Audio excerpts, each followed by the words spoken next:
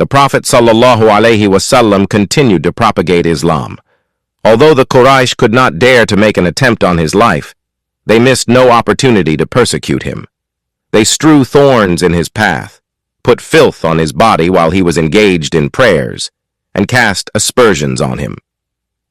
Abdullah bin Amr bin al-As relates as eyewitness that one day when the Prophet ﷺ was offering salah in al-Haram, Uqba bin Abi Mu'ayt came there. He rolled his sheet in the form of a rope, and when the Prophet ﷺ went in prostration, sajda, he put the sheet around his neck and started tightening it. Although the sheet had started pressing his neck very badly, the Prophet ﷺ remained patient. Hazrat Abu Bakr Siddiq radhiyallahu anhu pushed Utbah away and recited the verse of the Quran. Would you kill a man because he says, "My Lord is Allah, and he has come to you with clear signs, proofs from your Lord"? Ghafir 40:28. Some rogues attacked Abu Bakr and seriously hit him. On another occasion, when the Prophet ﷺ was offering salah in al-Haram, some members of the Quraysh assembled in an open area inside the Kaaba. Abu Jahl said that a camel was slaughtered that day, the intestine of which was thrown out at a place. He suggested that somebody should bring it from there and put it over the Prophet ﷺ when he was in prostration. Uqba rose from his place, brought the camel's intestine, and put it over the Prophet ﷺ while he was engaged in prayers. The Prophet ﷺ remained fully engrossed in his prayers. The Quraysh started laughing loudly, enjoying their indecent joke and falling upon each other in merriment.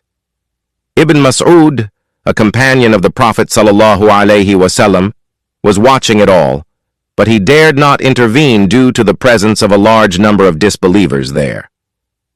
Suddenly, Fatima Zahra, the daughter of the Prophet ﷺ, came upon the scene. She removed the dirt from the back of her father and scolded the rogues.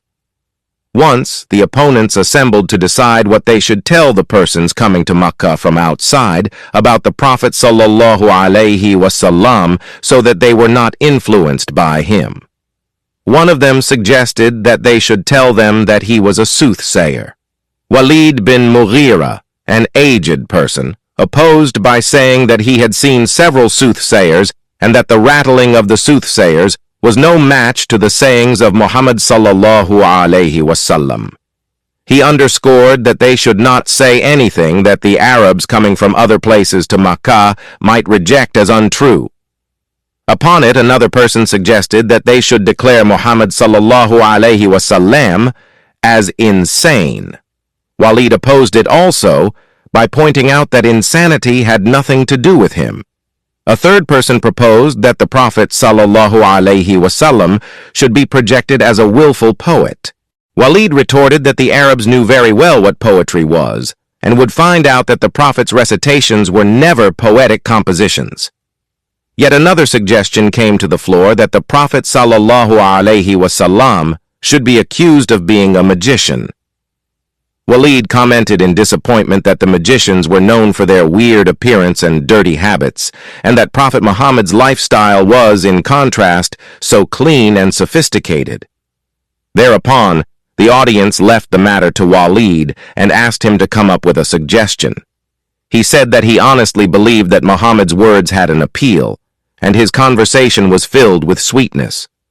He suggested that the only thing that could be said against him was that his words were such which separated a son from his father, a brother from his brother, and a husband from his wife, and so people should stay away from him. All agreed to Walid's proposal. After this consultation, they used to sit by the pathways leading to Makkah and tell the incoming people about the ill effects of listening to the words of the Prophet sallallahu alaihi wasallam.